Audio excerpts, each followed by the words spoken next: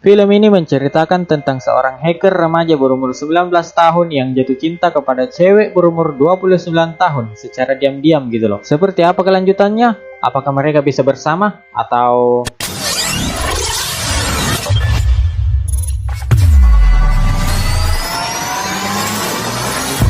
Film dimulai dengan scene karakter utama kita yang bernama Samira sedang terlihat bekerja lembur di kantornya. Ia pun pergi dari kantornya setelah bekerja, namun terlihat dia sedang dimata-matai oleh seseorang gitu loh. Akhirnya ia singgah ke rumah sakit untuk menjenguk ibunya yang sedang sakit. Dokter di sana mengatakan kalau tidak ada lagi harapan untuk ibunya bisa sehat kembali. Setelah menjenguk ibunya, ia pun kembali ke apartemennya. Sesampainya di sana, ia terlihat kesulitan memarkirkan mobilnya dan akhirnya dibantu oleh seseorang pemuda yang bernama Vivek. Ia memuji Vivek karena sikapnya yang baik hati gitu loh. Vivek pun balik ke apartemennya ya kan. Oh iya, apartemen Vivek dan Sam ini tetanggaan gitu loh ya kan. Dan ia hanya tinggal berdua di sana bersama dengan neneknya. Orang tuanya sih ada tapi tinggal di Eropa gitu loh. Si Vivek ini cuma dititipkan di neneknya untuk bersekolah di sana. Tapi sekarang dia udah lulus sih tapi masih tinggal sama neneknya gitu loh. Nah, karena Vivek udah lulus sekolah, orang tuanya selalu meminta ijazah kepada dirinya gitu loh. Tapi Vivek nggak pernah ngasih ya kan, dengan berbagai alasan yang nggak jelas. Ia pun masuk ke kamarnya dan menyalakan komputer miliknya lalu memindahkan berbagai macam foto milik Sam ke komputernya ya kan. Terungkap kalau Vivek lah yang selama ini memata-matai Sam. Bisa dibilang dia jadi pengagum rahasia ya kan. Oh iya, Vivek juga di sini adalah seorang hacker gitu loh. Keesokan harinya, Vivek dan Sam pergi membeli kopi bersama. Namun dikasih gratisan sama penjual kopinya ya kan, karena Vivek sering membantu penjual kopi tersebut. Dan mulai saat itulah, Sam semakin menganggap Vivek adalah remaja yang baik. Maka dari itu, ia menyuruh Vivek untuk membawakan HP-nya yang rusak kepada tukang servis untuk diperbaiki. Dan Vivek pun dengan senang hati membantu. Beberapa hari pun berlalu. Sudah saatnya Vivek mengambil HP Sam yang diservis. Tapi saat ia ingin mengambilnya, tukang servis tersebut bilang kalau HP-nya sudah tidak bisa diperbaiki. Padahal sebenarnya tukang itu mencuri bagian yang ada di dalam HP-nya untuk kepentingan dirinya sendiri gitu loh. Dan hal itu diketahui oleh Vivek. Scene pun berpindah pada Sam yang sedang menemui Om Kapur, yaitu pacarnya ya kan. Om adalah seorang artis gitu loh. Dia sudah punya istri dan tujuan Sam menemui Om untuk meminta dirinya segera dinikahi karena ia tidak ingin menjadi wanita simpanan. Namun Om menyuruhnya untuk sabar karena ia belum siap untuk menceraikan istrinya. Malam pun tiba. Terlihat Vivek sedang meretas daftar buronan polisi setempat lalu memasukkan nama dan foto si tukang servis yang licik tadi ya kan. Di saat yang bersamaan pula,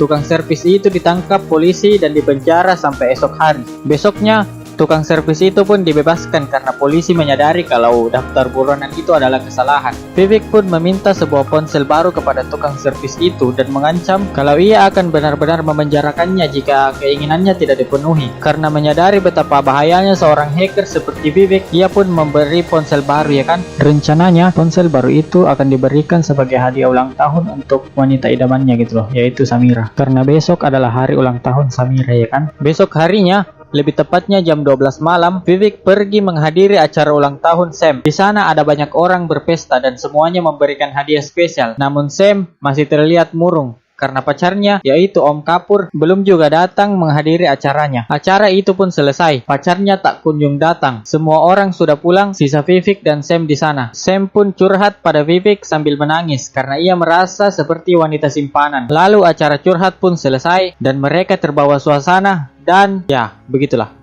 Hari sudah mulai pagi dan Sam terbangun di kamarnya lalu kaget karena ada Vivek seranjang dengannya dan sama-sama tak berbusana. Ia pun pergi ke kamar mandi dan tidak menyangka apa yang mereka perbuat semalam gitu loh. Hal itu pun terpikirkan sampai ia sedang bekerja ya kan. Hingga akhirnya Sam dimarahi oleh bosnya. Dan di tengah pekerjaannya, Vivek tiba-tiba datang dengan percaya diri membawakan makanan pada Sam. Tapi ditolak oleh Sam dan ia langsung diusir oleh Sam karena ia sedang sibuk. Esok harinya, Sam datang ke kantornya karena mendengar kabar kalau perusahaan tempat dia bekerja mengalami kerugian besar akibat ada peretas yang mengganggu sistem mereka. Bukan hanya itu, berbagai informasi pribadi perusahaannya pun tersebar hingga menjatuhkan reputasi perusahaan tersebut. Vivek pun menelpon Sam dan dengan bodohnya ia membocorkan kalau ia adalah orang yang merugikan tempat Sam bekerja tersebut. Ia mengatakan kalau ia adalah seorang hacker. Ia melakukannya hanya karena tidak tega dengan Sam yang dimarahi oleh bosnya kemarin gitu loh. cuman karena dimarahi doang, uang perusahaan miliaran lenyap gitu saja gitu. Sam langsung pergi menemui Vivek dan menyuruh Vivek agar tidak ikut campur dengan urusan pribadinya, karena Sam merasa Vivek masih kekanak-kanakan gitu. Dan di saat yang sama juga, Vivek mengungkapkan kalau dia menyukai Sam dan ingin sekali berpacaran dengannya, namun ditolak oleh Sam karena Vivek itu masih bocah gitu loh. Gak wajar wanita berusia 29 tahun berpacaran dengan remaja 19 tahun, ya kan? Vivek yang emosi karena dikatai bocah langsung mengeluarkan kata-kata mutiaranya. ये जब तुम मुझे किस कर रही, या जब तुम मेरे साथ सो रही, या जब तुम चिल्ला रही, विवेक don't stop, Vivek shut up. Lalu sebuah tamparan pun melayang di pipi Vivek dan Sam langsung pergi meninggalkan Vivek sambil mengatakan, मुझसे दूर रहना तुम.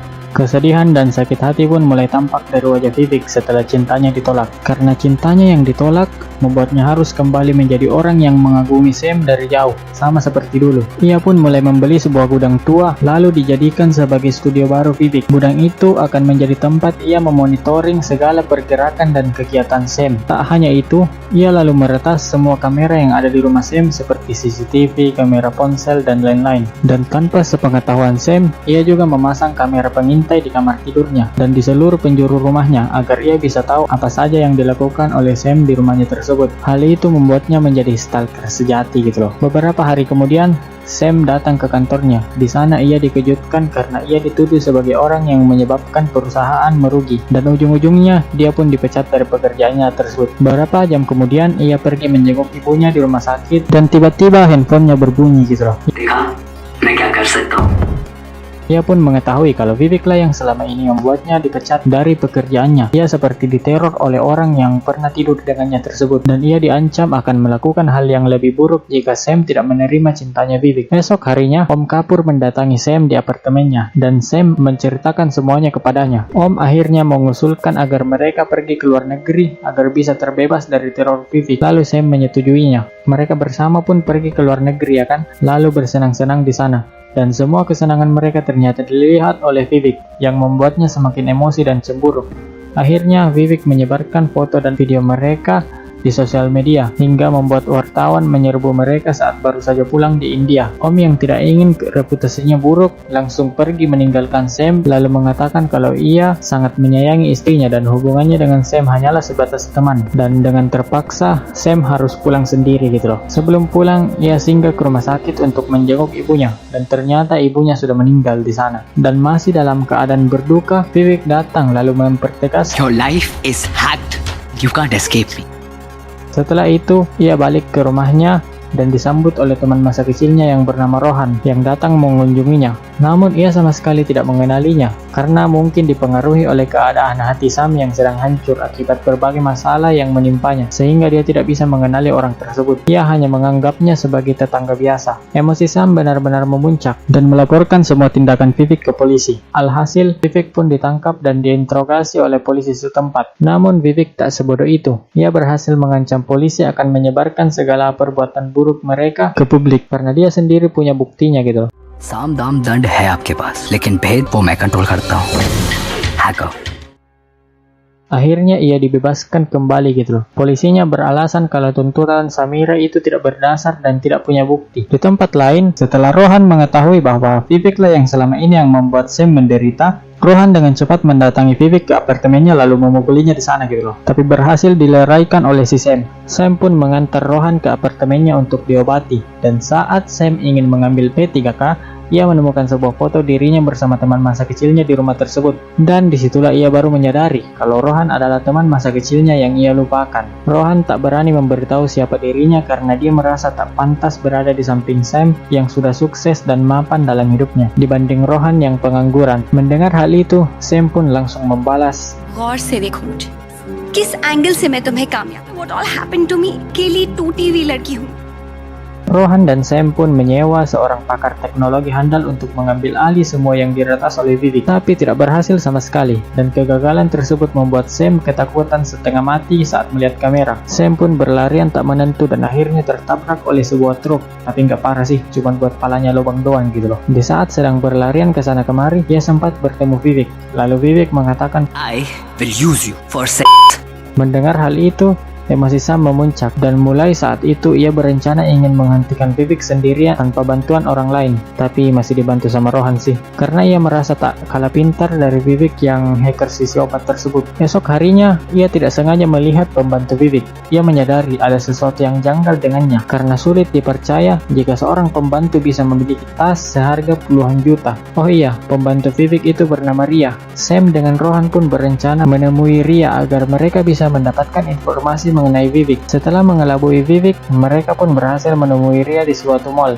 Di sana, Ria mengakui bahwa dia hanya pura-pura menjadi pembantu di rumah Vivek agar dia bisa menjadi budak seks Vivek. Dia terpaksa melakukannya karena diancam semua rahasianya akan disebarkan ke publik. Dan sebelum Ria dan Sam, ada banyak korban lain juga yang diperlakukan seperti mereka. Semuanya mati bunuh diri. Mendengar hal itu, Sam berjanji akan menghentikan Vivek walaupun harus membunuhnya sekalipun.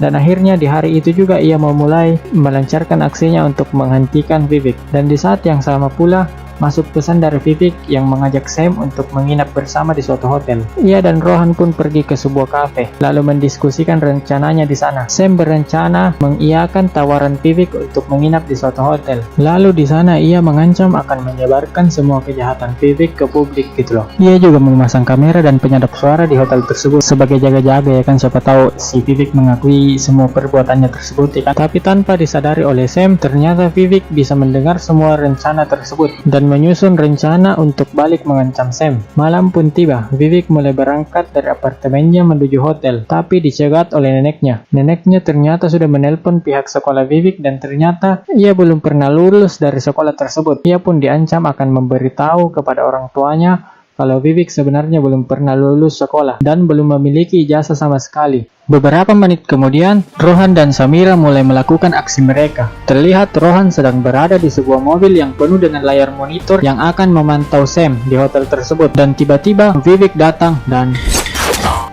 Vivek pun bergegas menuju ke kamar hotel yang ia janjikan bersama Sam. Dan sesampainya di sana, ia disambut dengan sebuah ancaman oleh Sam. Sam mengancam akan membeberkan semua kejahatan Vivek kepada polisi karena dia sudah punya saksi, yaitu Ria, pembantu dari Vivek. Vivek yang mendengarnya berusaha tetap tenang dan mengajak Sam pergi dari hotel itu karena dia tahu kalau ada kamera dan penyadap suara di hotel tersebut. Sam pun bersikeras tidak ingin pergi sebelum Vivek mengakui semua kejahatannya. Akhirnya, Vivek memberitahu Sam kalau Rohan sedang dalam keadaan sekarat setelah diracuni olehnya, dan penawarnya hanya ada pada Vivek. Dan Vivek pun mengatakan kalau dia akan memberikan penawarnya setelah Sam mau ikut dengannya. Sam yang tidak ingin sahabatnya tewas langsung mengiyakan tawaran Vivek. Mereka pun sampai di gudang tua yang menjadi studio baru Vivek. Dan Sam diikat di sebuah kursi. Di tempat itu bukan hanya mereka berdua saja, tapi ada jasad neneknya Vivek yang diikat di sana juga. Dan hal itu berhasil membuat Sam ketakutan dan semakin ingin membunuh Vivek karena dia telah tega membunuh neneknya sendiri gitu loh.